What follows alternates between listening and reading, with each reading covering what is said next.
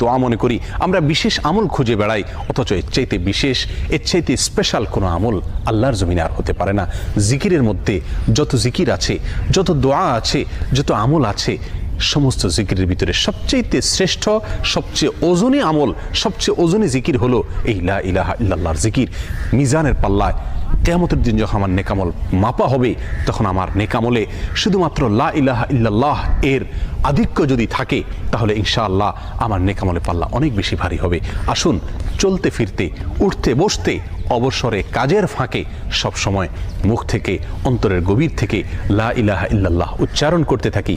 অন্তর পরিষ্কার হয়ে যাবে, অন্তরের ময়লা দূর হবে, অন্তরের পেরেশানি দূর হবে, অন্তরে আল্লাহ সুবহানাহু ওয়া তাআলার প্রতি আস্থা বাড়তে থাকবে, ঈমান বাড়তে থাকবে। এবং লা ইলাহা ইল্লাল্লাহ এই জিকির আমরা যত বেশি করব, তত বেশি সৃষ্টি জগতের অন্য সব কিছু আমাদের কাছে তুচ্ছ মনে হতে থাকবে। সব কিছুর হারানোর কষ্ট আমরা